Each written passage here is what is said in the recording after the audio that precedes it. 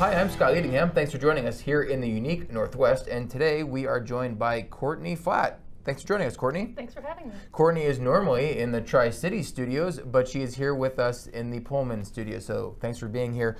Now, Courtney, we have a joke around here that everything boils down to dams, salmon, or wolves. And today we're going to hit on at least two of those because they're things that you cover often. It's like they're almost the gift that keeps on giving, dams and salmon, because there's always something to be talked about news-wise. So on that note, Snake River dams in the news again. You've been covering them. Why are they in the news again? Yeah, so there have been some recent workshops, and they kind of stem from an attempt by Washington officials to push the conversation away from beyond just what do we do with the dams, should they stay or should they go, into more productive discussions. This most recent study comes from recommendations from Governor Jay Inslee's Orca Task Force, which was tasked with looking at ways to save the orcas. And orcas depend on salmon for food. So one of the suggestions the task force came out with was to form a stakeholder group that would list all the pros and the cons of the dams. So the study doesn't exactly make any suggestions on the fate of the dams. It's just supposed to guide the state's position when the federal government comes out with its draft environmental impact statement next month. The study was kind of controversial because some say that it was kind of just a waste of taxpayer money. It was $750,000 that they say wasn't reporting on anything new. Others say that it's really important to have these kind of discussions and learn from what the other side is thinking and figure out kind of ways to go forward instead of just continue to remain stuck in this same discussion we've been having for decades. Right. Well, on that note, you and I have talked about this topic before, and this conversation about dams and the fate of them on the Snake River is nothing new. That's been ongoing 5, 10, many years back. So I'm just wondering what really has elevated it again to the popular conversation and to having so many studies about it. Is it really just the orca thing? Yeah, so that was kind of the big question that people were asking in this recent Clarkston meeting. What's new? Why are we still talking about this years and years and years later? And so I think these discussions really kind of do stem from efforts to save the southern resident killer whales. Gathering opinions about the Snake River dams were just one recommendation made by the task force that I mentioned earlier. At other meetings around the plight of the salmon, I've heard people say that orcas are really kind of the key to pushing this discussion forward, to talk more about actually removing or altering the dams. And that's a big thing that's kind of different in this debate now. Is the orcas are top of mind for a lot of people, whereas they weren't several years ago. So this conversation sort of gets reduced to, well, one of two options. On one side, take out every bit of concrete, completely remove the dams. On the other, no, don't touch the dams, leave everything as is. That seems a little reductive. Is that really the only two options and the full range, or is it much broader and there's many more options than just those two extremes? So it's really complex, and that was kind of something that these 10 different panelists at this recent meeting tried to highlight. The dams, they touch on so many parts of our life and our culture here, and to me it's really kind of almost more of a discussion of what do we value, do we continue to leave things as they have been for the last half century or so, and what would life potentially look like if we made such a big change as removing the dams. So some of the topics that come up, obviously there's an impact to salmon. One fisherman from Lewiston I recently talked to said that this year he hasn't seen any salmon reds in the normal fishing spots on the Snake, and he's been fishing there for 20 years. He said it's the first time that that's ever happened. Needless to say, there's a lot of other factors that affect salmon returns, things like ocean conditions, but people who are really involved in fishing and wanting to save the fish say that removing or altering the dams is really the big way to do it. There's a lot of other things being debated, like, say, transportation. If the dams come out, what does that mean for barging? Lewiston, Idaho is the West's most inland port because of the Snake River dams. So how would inland farmers get wheat to market and overseas?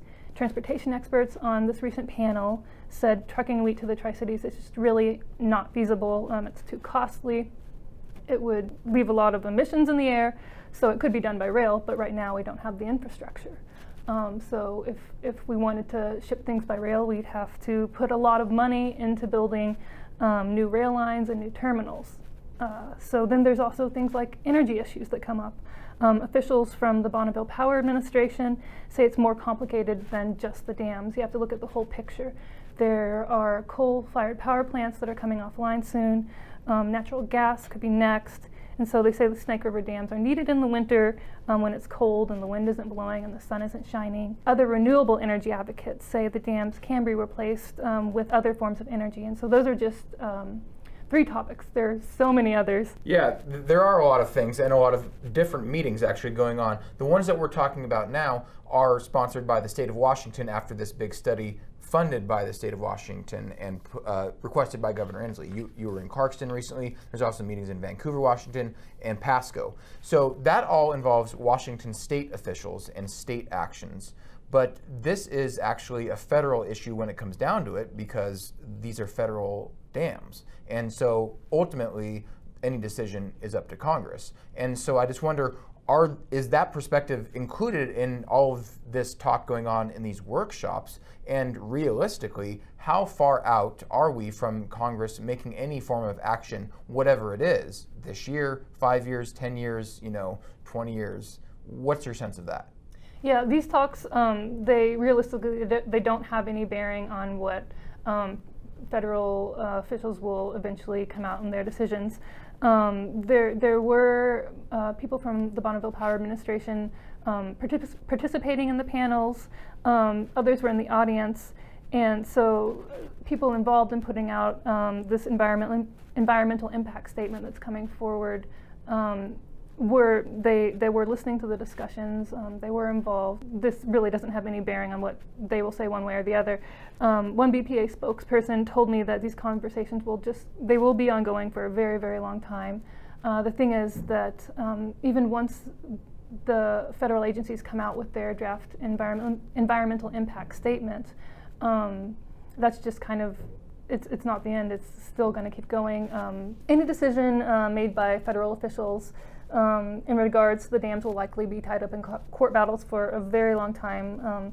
The federal plan to protect threatened and endangered salmon has been tied up in court battles for years and years now. So this isn't anything that's going to happen tomorrow. As you said, it's going to have to go to Congress even after a decision is made, and these court battles are. So these dams, of course, aren't just for river navigation and getting goods from port and agricultural products out to international markets. Of course, they are involved in hydroelectric generation, which many dams around the Northwest do. They aren't the only ways in which hydroelectric power are generated, though, through dams specifically. There are some recent projects involving what's called pumped hydro that you've been reporting on that sort of involve the dams, but not maybe in the traditional way that most people are aware of. Talk a little bit about those projects in the Northwest, and are the Snake River dams in any way involved in that? Sure. So first I'll kind of explain pumped hydro a little bit. It's a way of storing energy, which experts say is really needed as more renewable energy comes online, things like wind and solar power. So pumped hydro works like this. There are generally 2 reservoirs, one up high and one down low. And so when there's a lot of energy on the grid, they will pump water up to the upper reservoir and just store it there. So when we need more energy, they'll just release that water down through turbines, and more energy will be generated. So that way it kind of supplements renewable energy that's on the grid and can help out with that. The Snake River dams right now aren't involved in any of these projects. A lot of them are along the Columbia River in Washington. There are several pumped hydro projects kind of in the works. They're still in the permitting process. The biggest one is near Goldendale, Washington. And there's a smaller one that I've also recently reported on up near Chief Joseph Dam.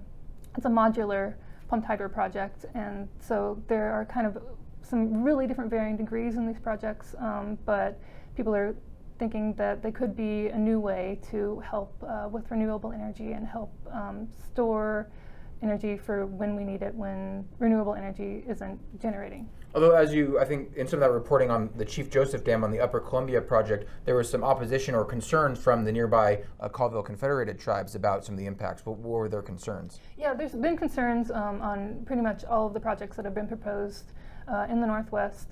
The big ones, for the ones that I've reported on, with the Colville tribe, they were really worried about a lot of cultural impacts, things like some traditional foods and traditional areas being uprooted and having trouble there. Down in Goldendale, a lot of bird advocates have come forward. They worry that the ponds will draw a lot of raptors in, and then those birds could be hit by nearby wind turbines as they fly away or fly toward the ponds. Quite the trade-offs in all sorts of energy production, and you're there to report on many of them. Thank you so much for joining us today, Courtney. Thank you. You can see all of Courtney's reporting at nwpb.org. Thank you for joining us here in the Northwest.